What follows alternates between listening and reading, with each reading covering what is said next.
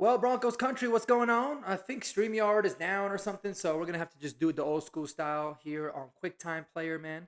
Hopefully you guys can hear me. Hopefully the quality of this is good. Um, I just wanted to make a quick video because it looks like the Broncos are in, per many sources, they are in on the Cooper Kupp trade rumors. They are rumored to be one of 2 to 3 teams that are very interested in acquiring Cooper Kupp. Shout out to David Talks Broncos, my guy yesterday. He did make a live stream kind of talking about this, and I definitely really enjoyed it. And there was a lot of things on there that I thought he said was great and that I agreed with for sure.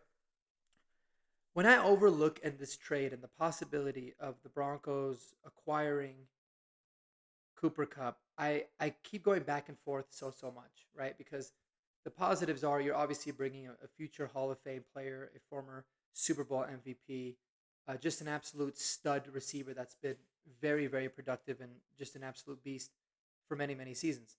Um, and that doesn't necessarily just talk about the kind of player that he is. I think another huge benefit to Cooper Cup is what he can bring to this locker room, right? As a mentor, as somebody that just would kind of be able to fit in and lift that group up simultaneously. On the other hand, he's 31 years old. He has a pretty bad injury history.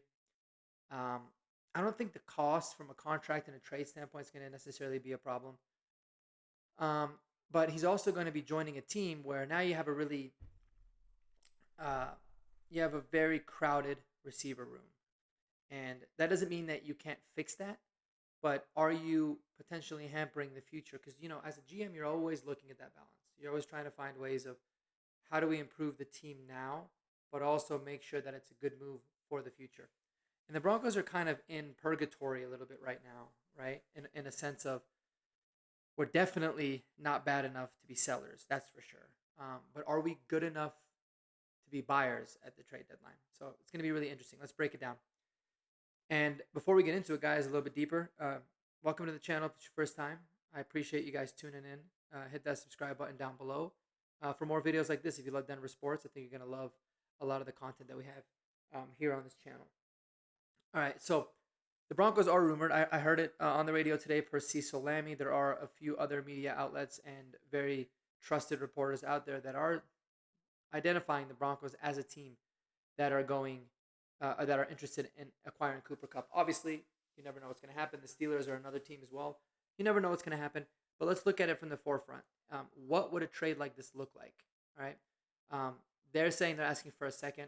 I would sell my house if it means that they're going to get a second round pick. They're not getting a second round pick from anybody. I'd say the negotiating for Cooper Cup probably starts around a fourth. Would the Rams do it? Hey, if they want to trade him, maybe they would. Would I do it for a fourth? Yes, that's probably the max that I would give in a deal for Cooper Cup. It would also probably um, require for us to redo the contract, maybe extend it, maybe a 3-year deal for like $60 million, but essentially it's a 2-year deal for $40 million. Sounds crazy, but it's honestly very affordable considering where a lot of the receivers stack up. I mean, Cortland Sutton is getting that much this year, and I hate to break it to you, Cortland Sutton lovers, but Cooper Kupp at 31 years old in his state right now is a much better receiver than Cortland Sutton is. Come at me if you want in the comments, but that's just a fact. So don't think those things will be an issue. I think one thing that should be noted is that the Broncos are kind of in an advantageous position here where we do have a guy named Josh Reynolds who does have a history with Sean McVay, who could be an interesting piece in a trade that we can maybe throw in there because Josh Reynolds has had some pretty decent success with Sean McVay. Sean McVay may like the idea of getting another receiver that's younger, that's cheaper, that he knows the kind of role that he can fit. I don't know if you can trade guys that are on IR, but that is a possibility. He's only going to miss 2 more games after this week, so it's very realistic. It's a big possibility that it can happen for sure, or maybe even 1 more game after this week. So I don't mind that. That's something that could be thrown into the mix to either make us a better trade partner for him, or be able to lessen the kind of draft capital that we give over to them. But when you look at hypothetically, if you don't trade any of these wide receivers, what would the wide receiver room look like, and what moves could you expect to happen? Well, one one option is you could just keep Josh Reynolds on IR for the rest of the season and just say he's not going to play. Um, Another one is you can cut or trade somebody like a Marvin Mims, which really does hurt my heart, but I would totally understand it if that was the case. Also, Little Jordan Humphrey. So you can make moves. I think Little Jordan Humphrey would be cut and taken, put back onto the practice squad. And I think the Broncos would probably elect to keep Josh Reynolds on IR.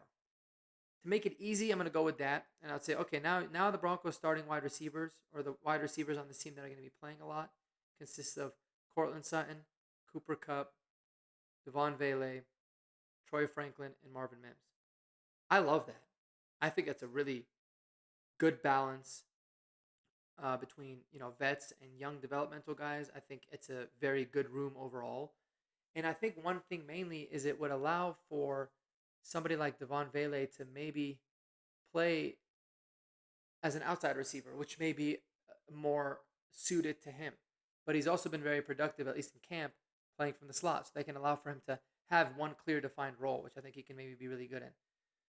It would also allow, would it allow for Troy Franklin to really um, develop quickly. He can witness the work ethic of somebody like Cooper Kupp right off the bat. He can learn a lot from a route running standpoint from somebody like Cooper Kupp, and so can Marvin Mims too. So he's somebody that not only I think could be really productive and fits in this offense like a glove, but my goodness, can he be a good mentor for these guys as well? And so I really like the idea of that happening. Um, from that standpoint overall. Um, and I think hell yeah, like let's go out and get somebody that we know is a bona fide stud. I do get it. You do have to take into account he is 31. This year he's 31. He does have a lengthy injury history. And we know even when he's at this stage in his life and he's healthy, he's going to be very productive and he's going to absolute ball. I'm at the point as a Bronco fan where my initial emotional um like reaction is hell yes, go get him. I don't really give a shit. And then there's another part of me that's like, well, let's walk through to see if this makes sense. Because I keep reminding myself that it is about building a team, building a culture, developing these young guys instead of trying to band-aid fix everything. So when I go back and forth between the two, I think to myself, you know what? It actually makes a ton of sense to bring somebody like Cooper Kupp in, though. Because you're not going to have a crazy long-term commitment. He's not going to hamper you from a financial standpoint or a draft capital standpoint to where you're going to crush yourself in the future. We can make the safe assumption that after this year, Sutton is gone anyways. So you're essentially replacing Sutton for Cooper Kupp. And yeah, I mean, it allows for you to develop these guys. You can still add another free agent. You can do a lot with that. You can do a lot with that room and a lot with him. And like I said, his positional versatility is just monumental for what we need in this offense. I think Sean Payton will have a really good time with him of saying, we want to play you outside, we can. We want to play you in the slot, we can.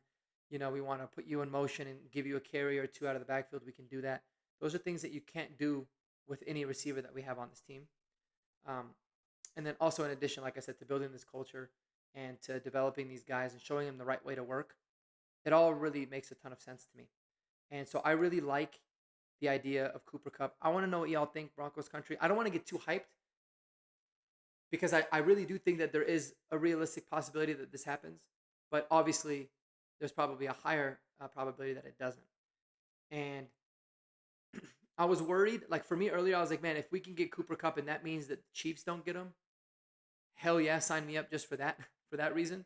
But the Chiefs did make a trade today for DeAndre Hopkins, which I'm happy for D-Hop, man. He's always been one of my favorite players. So I'm thrilled for him. Great guy. Great player. But that being said, I would say yes on a Cooper Kupp trade, 100%. I would prefer a trade for somebody like a David Njoku or a really good tight end, or even prefer a trade for somebody like a Travis Etienne. Now, those are two very specific players, and so it would have to be those two for me to have a preference. And also, I know that those are also long shots too. Trades are very fluid. It's a very unique situation. But that being said, I'm all for it. Broncos country, let me know what you guys think down below in the comments. Appreciate y'all tuning in to this kind of, off the cuff video that I wanted to make. More to come later tonight. And go Broncos, baby. Let's get this dub this week. It's going to be a scary game. It's scaring me. It's scaring me the more and more I think about it and I look into it. And we'll get into why in another video. But I appreciate y'all tuning in, man. Spend time with the people that you love the most. And until next time, peace out, baby.